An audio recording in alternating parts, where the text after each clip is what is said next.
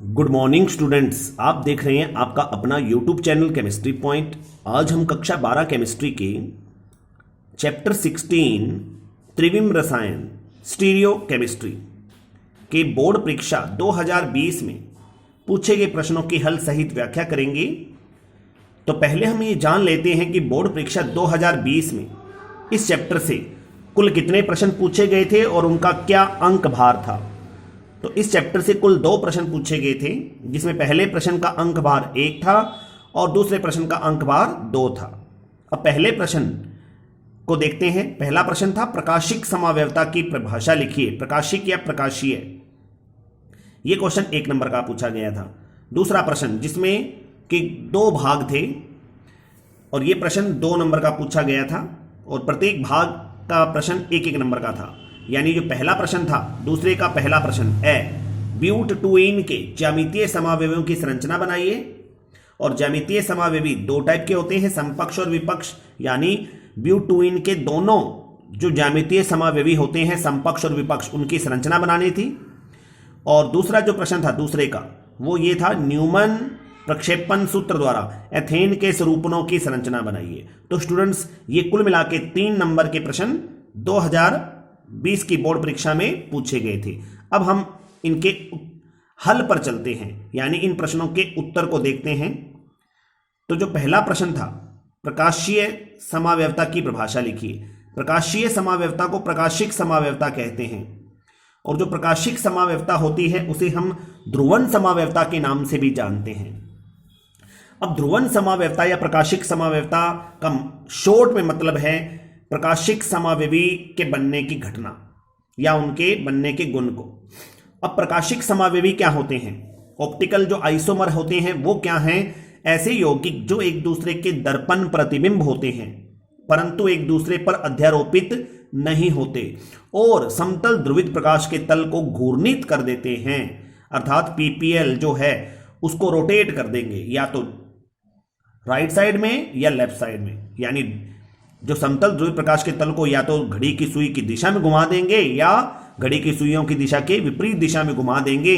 तो ऐसे यौगिक जो एक दूसरे के दर्पण प्रतिबिंब होंगे और अध्यारोपित भी नहीं होंगे, उन्हें प्रकाशिक समावयवी कहते हैं और उनके इस गुण को प्रकाशीय या प्रकाशिक या ध्रुवन समावयवता कहते हैं। अब पहले का ये उत्तर हमने जान लिया है। अब दूसरे प्रश्न का पहला प्रश्न, ब्यूटूइन के ज्यामितीय समावयवियों की संरचना बनाइए। तो ब्यूटूइन जिसका फॉर्मूला स्टूडेंट्स ये होता है, देखिए CH3 CH double bond CH single bond CH3 ब्यूटूइन। तो इसमें हमें द्विबंधित कार्बन को पहले लेना है। द्विबंधित कार्बन जिसको कि मैंने यहां पर इस प्रकार से ये लिख दिया, द्विबंधित कार्बन। अब देखिए इन द्विबंधित कार्बन पर एक तो हाइड्रोजन जुड़ा हुआ है और एक क्या जुड़ा हुआ है? मेथिल। इसी प्रकार दूसरे द्विबंधित कार्बन पर भी एक हाइड्रोजन एक मेथिल।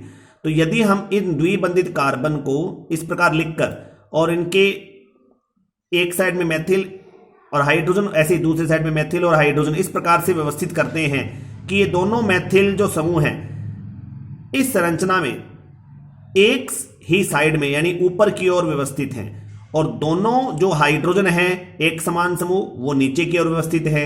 या हम ऐसे कहें कि दोनों एक समान समूह मेथिल एक ही साइड में ऊपर की ओर व्यवस्थित हैं। तो इस समावयवी रूप को ब्यूटूइन के क्या बोला जाएगा? समपक्ष समावयवी रूप। ये जो आपके सामने एक संरचना है, पहली आप जो संरचना ये देख रहे हो, ये संरचना जिसमें कि हम ये कह सकते हैं कि 2 समान मेथिल समूह जो हैं द्विबंधित कार्बन पर जुड़े हुए वो तल के ऊपर यानी एक ही तरफ हमें दिखाई देते हैं।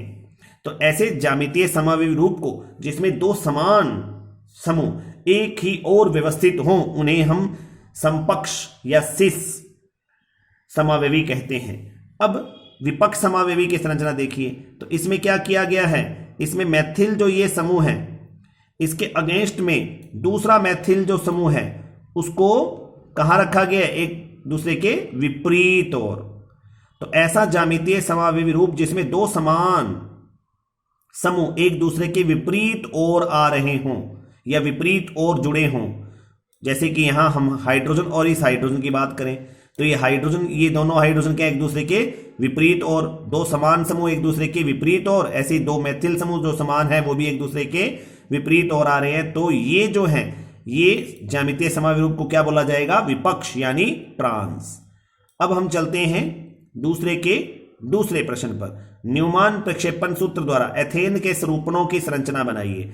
एथेन का जो फॉर्मूला होता है CH3 होता है, हम ये जानते हैं। और एथेन में जो स्वरूपण समावयवता पाई जाती है उसमें मुख्य स्वरूपण जो होते हैं ग्रसित और सांत्रित होते हैं। और एथेन के न्यूमन प्रक्षेपण सूत्र स्वरूपणों की जो संरचना है उसमें ग्रसित की संरचना देखिए, ये आपके सामने है। पहली जो संरचना है ये ग्रसित फॉर्म की है और दूसरी जो संरचना है वो सांत्रित फॉर्म की है।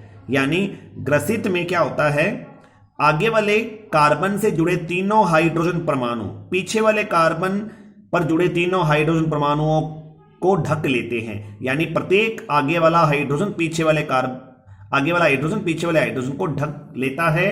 तो इस समावयवी रूप को हम ग्रसित बोलेंगे। और यदि आगे वाले कार्बन पर जुड़ा ये हाइड्रोजन, जैसे कि हम इस हाइड्रोजन को देख रहे हैं, ये वाला हाइड्रोजन जो है ये पीछे वाले दो हाइड्रोजन की सीध में दिखाई दे रहा है।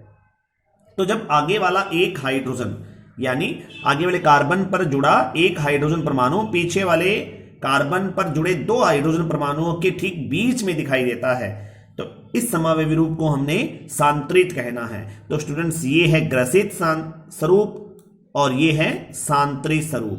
तो इस प्रकार हमने एथेन के ये दो स्वरूपणों की संरचना भी देख ली जो कि ग्रसित और सांत्रित है। ग्रसित स्वरूपण क्या होता है? उस समावयवी रूप को, उस स्वरूपण रूप को ग्रसित बोलेंगे जिसमें आगे वाले कार्बन से जुड़े हाइड्रोजन परमाणु या समूह जो होते हैं वो पीछे वाले कार्बन पर जुड़े हाइड्रोजन परमाणु या समूहों को ढक कर बैठे होते हैं, यानी ढक लेते हैं पूरी तरह से। उस समावयवी रूप को ग्रसित बोलते हैं। और जिसमें आगे वाले कार्बन पर जुड़ा हाइड्रोजन परमाणु या समूह जो है वो पीछे वाले कार्बन पर जुड़े समूह या परमाणुओं के ठीक बीच में दिखाई देता है, तो उस समावयवी रूप को हमने सांत्रित कहना है। तो स्टूडेंट्स ये थे 2020 के बोर्ड परीक्षा में पूछे गए प्रश्नों के उत्तर। और हमने ये भी जान लिया कि ये प्रश्न कौन कौन से पूछे गए थे और उनका क्या अंक बाहर था। तो स्टूडेंट्स मुझे उम्मीद है आज आपने ये बोर्ड परीक्षा 2020 का जो पेपर है स्टीरियोकेमिस्ट्री का ये क्लियर कर लिया होगा। तो स्टूडेंट्स अगर आपको ये वीडियो पसंद आई है तो इस वीडियो को आप लाइक और शेयर जरूर करें। और जो यूजर्स मेरे इस चैनल पर पहली बार विजिट कर रहे हैं वो मेरे इस चैनल को सब्सक्राइब कर दें और साथ में बेल आइकन को जरूर दबा दें ताकि मेरी आगे आने वाली हर वीडियो का नोटिफिकेशन आपको समय रहते मिल सके। Thank you.